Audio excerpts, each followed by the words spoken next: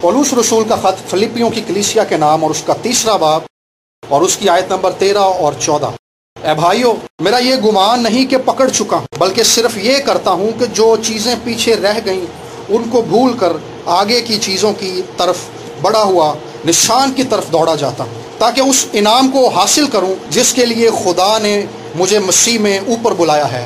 आमीन। हर शख्स जो इस ज़मीन पर जिंदा है, जिंदगी में आगे बढ़ने के लिए उसको एक मुहर्रक की ज़रूरत होती है।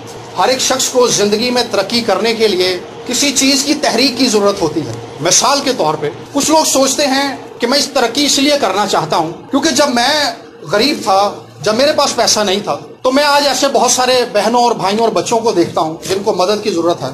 जब मैं इस ज़माने से गुजर रहा था तो हमारी मदद करने वाला कोई नहीं था, तो खुदा मुझे तरक्की दे ताकि मैं उनकी मदद कर सकूं। ये एक मुहर्रिक है।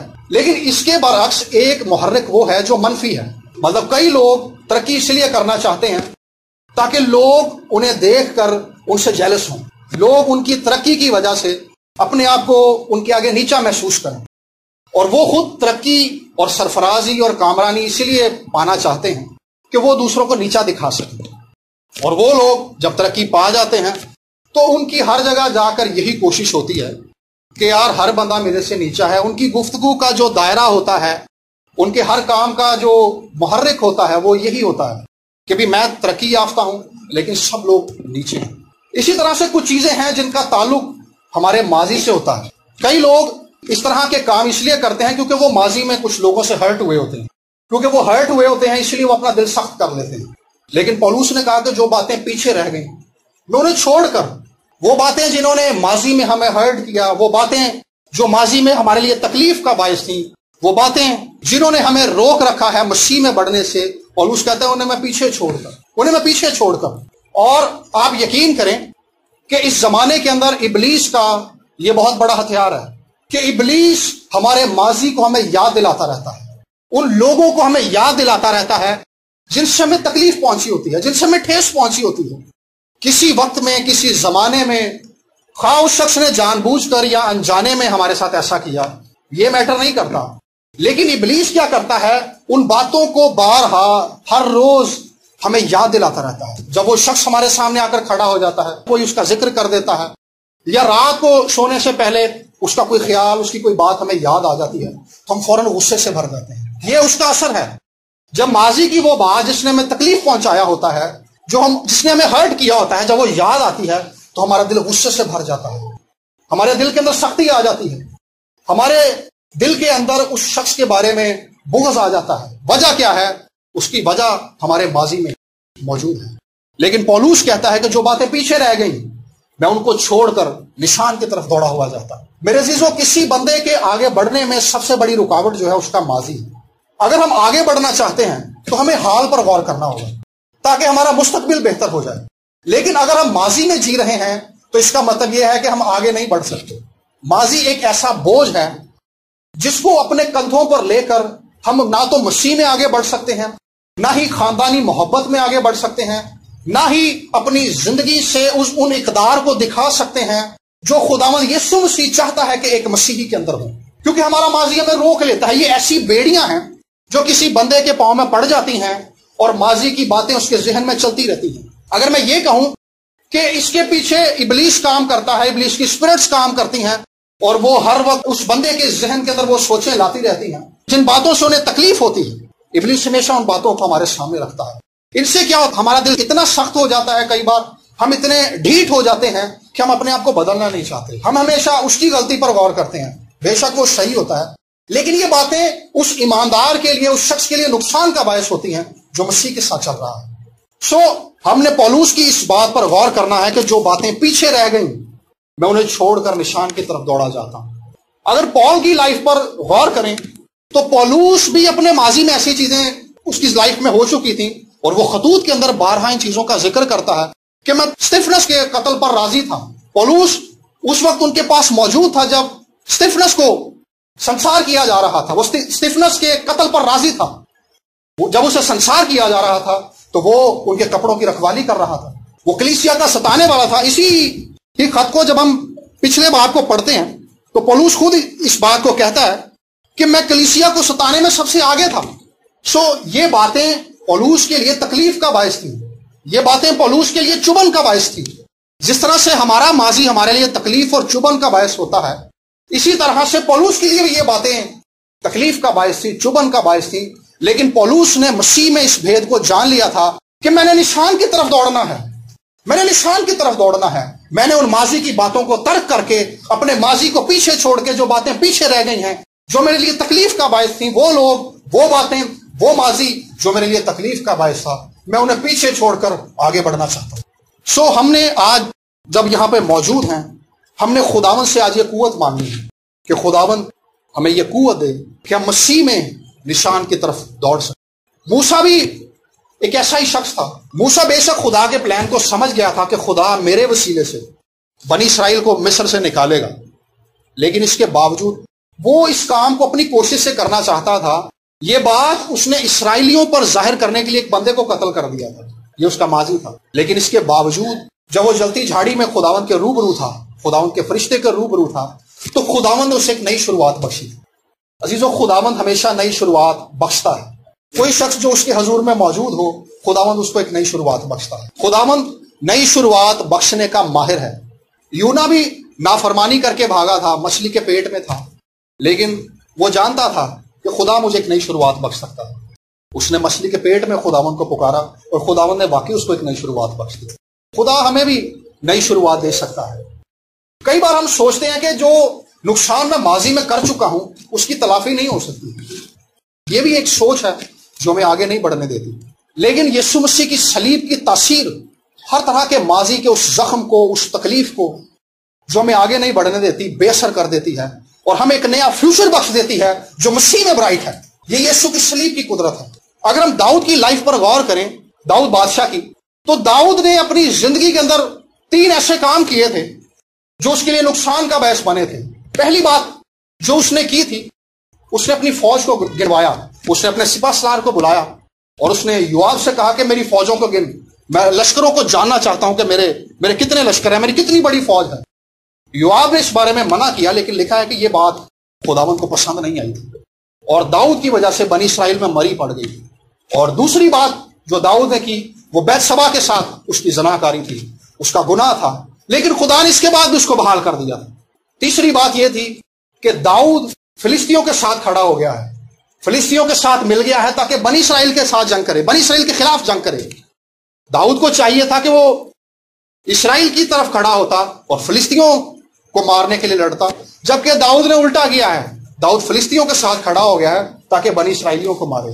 لیکن خداوند اپنے رحم، اپنے فضل کے وسیلہ سے داؤد کو بحال کرنے پر قادر تھا۔ داؤد جب فلسطینیوں کے ساتھ مل گیا تو جب وہ واپس آتا ہے، فلسطی اس پر یقین نہیں کرتے۔ خیر داؤد اس جنگ میں شامل ہوتا ہے لیکن وہ وہاں سے واپس آ جاتا ہے، اور جب وہ واپس آتا ہے تو اس کا گھر، اس کا شہر، وہ سارا سکلاج کا علاقہ جلا ہوتا ہے۔ ان کے بیوی بچوں کو اور جو کچھ ان کا ہوتا ہے وہ امالیکی لوٹ کر لے جاتے ہیں۔ یہ داؤد کا نقصان تھا۔ لیکن بائبل مقدس میں لکھا ہے کہ جو کچھ خدا نے اس کے بعد داؤد کو بخشا وہ اس سے 2 گنا تھا۔ یہ خداوند کا رحم ہے، یہ خداوند کا فضل ہے۔ ہمارے ماضی میں جب ہم نظر دوڑاتے ہیں ہمیں کئی بار لگتا ہے کہ ہم نے بہت نقصان کر لیا ہے، ہمارے ماضی کی جو تکلیف ہے ہمیں آگے نہیں بڑھنے دے رہی، وہ باتیں جب ہمیں یاد آتی ہیں تو ہمارے لیے چبھن کا باعث ہیں۔ لیکن عزیزو یقین رکھیں کہ جس طرح سے خدا نے ان لوگوں کو نئی شروعات بخش دی، وہ ہمیں بھی ایک نئی شروعات بخشنے پر قادر ہے۔ وہ ایسا زوراور ہے کہ ہمیں ایک نئی شروعات بخشنے کی امید بخشتا ہے، نئی شروعات بخشنے کا زور بخشتا ہے۔ آج خداوند کے حضور میں ہمارے لیے یہ امید ہے، یہ فضل ہے کہ خداوند ہمیں ایک نئی شروعات بخش سکتا ہے۔ پطرس کی لائف بھی ایسی تھی، مسیح کا انکار کر دیا ہے اس نے، لیکن خداوند نے پھر سے اس کو ایک نئی شروعات بخشی، پھر سے بحال کر دیا۔ خداوند بحال کر دیتا۔ ماضی میں جینے سے بہتر ہے کہ آج اس وقت ہم خداوند سے قوت مانگیں، خداوند سے فضل مانگیں اور خداوند سے کہیں کہ خداوند اپنا رحم مجھ پر ظاہر کر۔ اور اگلی بات جو پولوس کہتا ہے، میں نشان کی طرف دوڑا جاتا ہوں، نشان کی طرف دوڑا جاتا ہوں۔ اور وہ پچھلی آیات میں کہتا ہے، اگر ہم پڑھیں تو وہ کہتا ہے کہ میں مسیح کے دکھوں میں شریک ہونا چاہتا ہوں، مسیح کے مصلوب ہونے میں شریک ہونا چاہتا ہوں، تاکہ کسی طور سے مسیح کے جی اٹھنے کی قدرت کا تجربہ کر سکوں۔ یہ وہ معراج ہے، یہ وہ مقام ہے جہاں تک ہر ایک مسیحی کو پہنچنا چاہیے کہ ہم مسیح کی مانند بڑھیں، مسیح کی قدرت کا، مسیح کے مزاج کا اور مسیح کی عادتوں کا تجربہ اپنی زندگی کے اندر کریں۔ اور کوئی بھی شخص مسیح میں اس وقت تک بڑھ نہیں سکتا جب تک ہم اپنی نگاہیں نشان کی طرف نہ لگائیں۔ ہمارے آگے ایک ٹارگٹ ہونا چاہیے کہ ہم نے مسیح کی مانند بننا ہے۔ جب ہمارے پاس ٹارگٹ نہیں ہے تو پھر ہم مسیح کی طرف بڑھ نہیں سکتے۔ پولس کہتا ہے میں نشان کی طرف دوڑا جاتا ہوں۔ وہ شخص جو دوڑ میں دوڑتے ہیں ان کے پاس ایک ہدف ہوتا ہے کہ ہم نے اس حد تک پہنچنا ہے۔ جب زندگی میں اور مسیحی زندگی میں، خاندانی زندگی میں ہمارے پاس ہدف نہیں ہے تو ہم آگے نہیں بڑھ پاتے۔ بعض اوقات ہم دعائیں کرتے ہیں لیکن ہماری دعاؤں کوئی خاص محرک نہیں ہوتا۔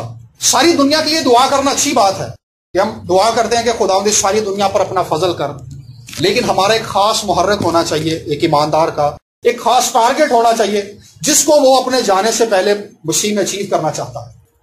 ہم ان باتوں کے لیے دعائیں کریں کہ خدا میں چاہتا ہوں کہ خدا ہمارے علاقے کے اندر بیداری ہے، خدا میں چاہتا ہوں ہمارے گھرانے کے اندر محبت آئے، خدا میں چاہتا ہوں کہ میرا مزاج مسیح کی مانند ہو، خدا میں چاہتا ہوں کہ میں مسیح کی صورت پر ڈھلتا چلا جاؤں، خدا میں چاہتا ہوں کہ میں مسیح کے اختیار میں آگے بڑھوں، خدا میں چاہتا ہوں کہ میرے وسیلہ سے دوسرے مسیح کو جاننا شروع کریں۔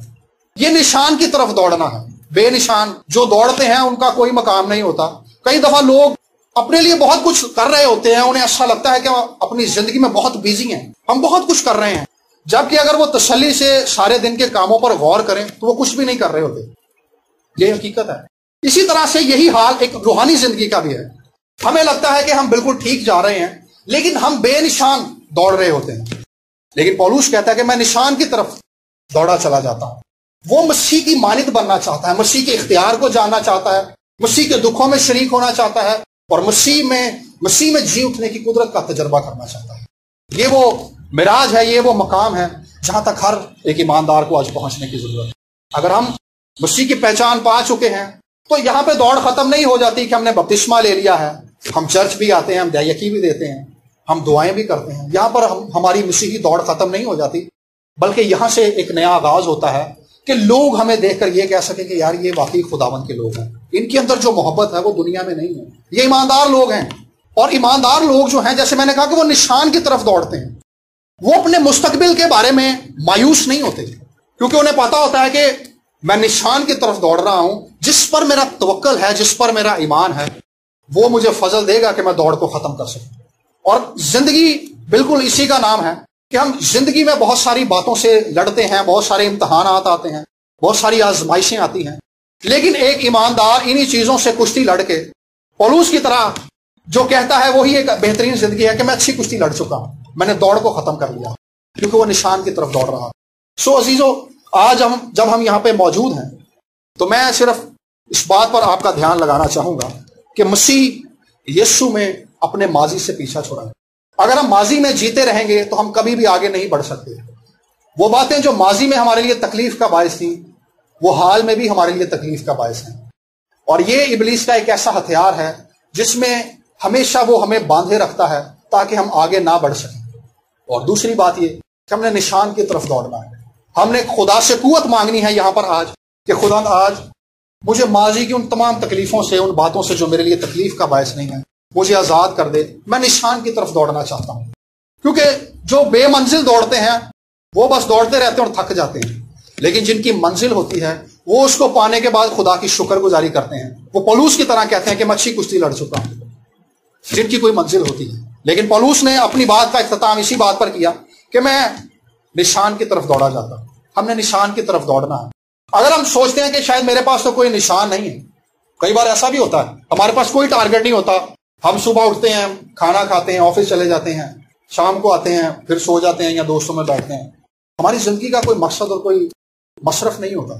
اس کا مطلب یہ ہے کہ ہم خدا سے ابھی بہت دور ہیں، کیونکہ خدا نے ہر ایک شخص کو اس زمین پر ایک خاص مقصد کے لیے پیدا کیا ہے، اور اس زمین پر حقیقی ترقی یہی ہے کہ کوئی اس زمین پر اس مقصد کو پانے کے لیے ایفرٹ کرے جس کے لیے خدا نے اس زمین پر اس کو بھیجا ہے۔ جن لوگوں کے پاس جینے کا کوئی مقصد نہیں ہے وہ ان لوگوں کے ساتھ جڑ جائیں جن کے پاس کوئی مقصد ہے، کم سے کم وہ کسی کام میں تو لگ جائیں گے۔ سو دو باتیں، ایک تو ماضی سے پیچھا چھڑانا، دوسری بات یہ کہ نشان کی طرف دوڑنا۔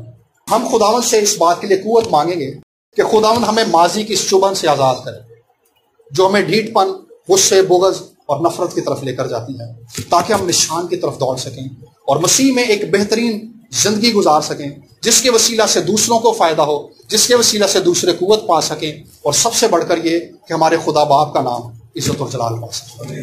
آئیے آنکھوں کو بند کریں گے اور چند منٹوں کے لیے ہم خداوند سے بات کریں گے۔